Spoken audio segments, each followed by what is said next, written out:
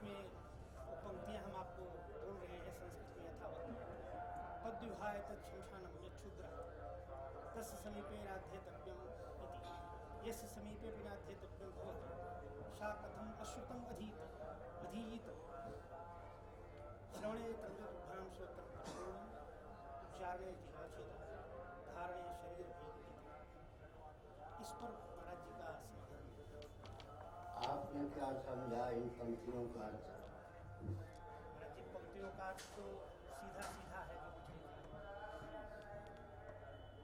जो मुझे फिर आप सन्यासियों से बच करेंगे लू चलती है जी जी क्या आपने अर्थ समझा?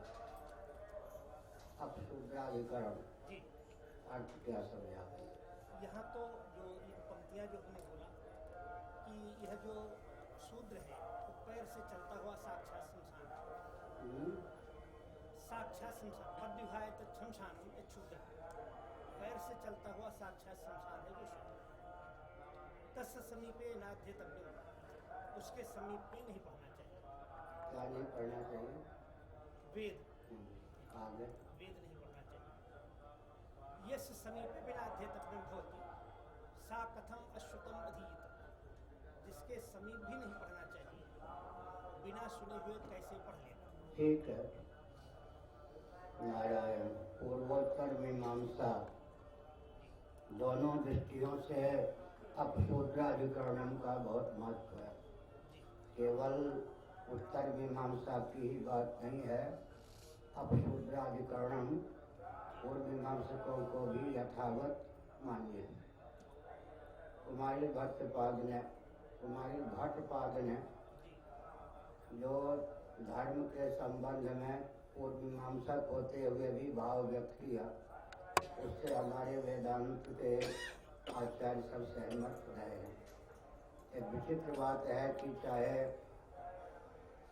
मध्व संप्रदाय के महान भाव हों, श्री रामानुज संप्रदाय के महान भाव हों, श्री निम्बार्क संप्रदाय के महान भाव हों या श्री वल्लभ संप्रदाय के महान भाव हों, जिन्होंने ब्रह्मसूत्रों को माना और उन पर टीका की, भगवत पाद आदि शंकराचार्य महाभाग के भाष्य को लेकर इन सब वैष्णवाचार्यों में भी किसी प्रकार का विज्ञान परिलक्षित नहीं होता।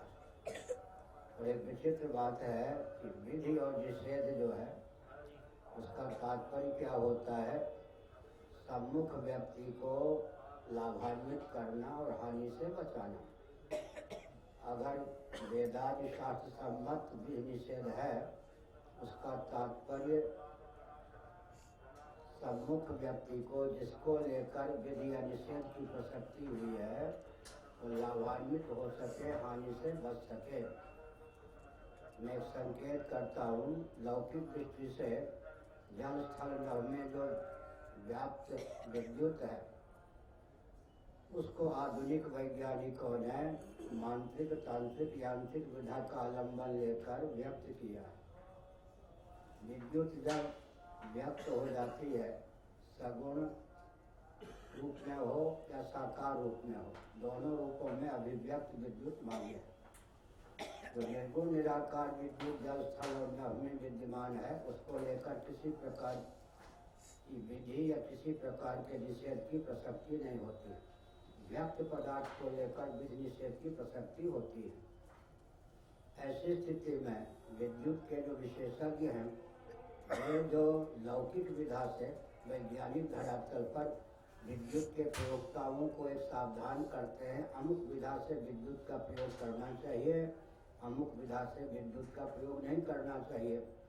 उसमें न तो राग का सन्निवेश होता है, न द्वेष का सन्निवेश होता है, न कोई भावुकता का सन्निवेश होता है और न अज्ञान का सन्निवेश होता है। उसका प्रयोजन होता है प्रयोक्ता को लाभान्वित करना और हानि से बचाना। तद्वत वैदिक मर्यादा के अनुसार जहाँ कहीं भी निषेध है, आचार्यों ने उसमें अपने राग को, द्वेष को या अपनी कोई भावुकता को या विवेक को सन्निहित किया है, नहीं किया है। अब यह प्रश्न उठता है कि जो देहात्मवादी हैं, चेतना विशिष्ट शरीर को ही आत्मा मानने वाले हैं, वे भी लौकिक दृष्टि से विधि और निषेध को ख्यापित करते हैं।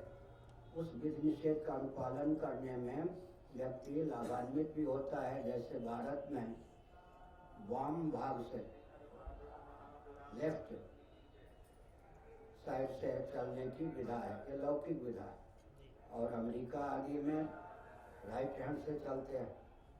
अच्छा, यहाँ भी देवियाँ इधर बैठी हैं, पुरुष इधर बैठे हैं। इसमें न राग है, न द्वेष है, न कोई भावुकता है, न विवेक है। व्यवस्था की दृष्टि से यह मर्यादा है। लौकिक धरातल पर भी जो समझदार व्यक्ति होते हैं, वे जो जिस निषेध को निर्धारित करते हैं उसके पालन से लाभ ही है, हानि नहीं। ठीक इसी प्रकार वेदों की प्रसक्ति होती कैसे है, इस पर विचार करने की आवश्यकता है। वैदिक कर्मकांड हो, उपासना कांड हो या ज्ञान कांड हो, उसमें प्रीति प्रवृत्ति उसी की परिलक्षित हो सकती है जो कम से कम इतना सिद्धांत जानता है, मानता है, चाहे परंपरा प्राप्त आस्था के बल पर, चाहे बुद्धि की प्रबलता के बल पर, कि देह के नाश से जीवात्मा का नाश नहीं होता। देह के भेद से जीवात्मा में भेद की प्रसक्ति भी नहीं होती। उदाहरण यह है कि स्वप्नावस्था में स्थावर जंगम प्राणी दृष्टिगोचर होते हैं, उनके शरीर में विविधता है। साथ ही साथ हम विचार करें तो साक्षी जो स्वप्न का है, तेजस जिसको कहते हैं, उसी का विलास मन के द्वार से पूरा स्वप्न प्रकट होता है। लेकिन उस सूक्ष्म दृष्टि को भी छोड़ दें तो कदाचित कोई व्यक्ति 50 वर्षों की अवधि में, 1 वर्ष की अवधि में केवल 10 स्वप्नों को देखा हो, तो 50 वर्ष की अवधि में स्वप्न के उसके 500 शरीर नष्ट हो गए होते हैं, लेकिन वो अपना नाश नहीं मानता। इस दृष्टांत के बल पर यह तथ्य सिद्ध है कि देह के नाश से जीवात्मा का नाश नहीं है। शरीर की संख्या 500 हो जाने पर भी अपनी संख्या वो एक ही मानता है। यह भी सिद्ध हो गया कि देह के भेद से जीवात्मा में भेद की प्राप्ति नहीं है। इस सिद्धांत में जिसकी आस्था है वही वेदोक्त कर्मकांड, उपासना कांड या ज्ञान कांड में प्रवृत्त हो सकता है, उसी की प्रीति भी हो सकती है। अब धर्म का यह सिद्धांत है कि यमन वापिस परम भावम त्यंते कले भरम तम तमे वैति कौनते सदा कर भाव भाविता। पूर्व देह के त्याग के आगे पूर्वक्षण, अव्यभित पूर्वक्षण में जिस प्रकार के भाव का उदय होता है, उस प्रकार से मनोराज्य में भाव शरीर की प्राप्ति होती है। कालांतर में उसी शरीर को लेकर अधोगति और उत्क्रमण भी होता है। उदाहरण के लिए राजा श्री भरत प्रभावशाली थे, प्रतापी थे, उनके नाम पर भारत का नाम भारतवर्ष पड़ा। लेकिन दुर्दैव के दुर्विपाक से देहत्याग के अव्यवहित पूर्वक क्षण में मृगाकार वृत्ति बन गई। उस मृगाकार वृत्ति ने भाव राज्य में जो मृग शरीर प्रदान किया, कालांतर में मृग दंपति के माध्यम से उसी भाव राज्य के शरीर को मृग शरीर होना पड़ा। अब यहाँ पर यम यम वापिस परम भावम त्यम ते कले वरम तम तमेवैति कौनतेय सदा तद्भाव भाविता। प्रायण काल में आगे के शरीर को देने योग्य जैसा शुभ या अशुभ कर्म का उदय होता है, तदनुकूल जीव का चिंतन भी बनता है, तदनुकूल उसको भाव राज्य में शरीर की प्राप्ति होती है। इसको श्रीमद् भागवत में कहा गया 3 जन्मों का न्याय, उपनिषद का ही उदाहरण है। आगे पाद विन्यास न्याय, स्वप्न मनोरथ न्याय से भाव राज्य में उसको शरीर की प्राप्ति हो जाती है।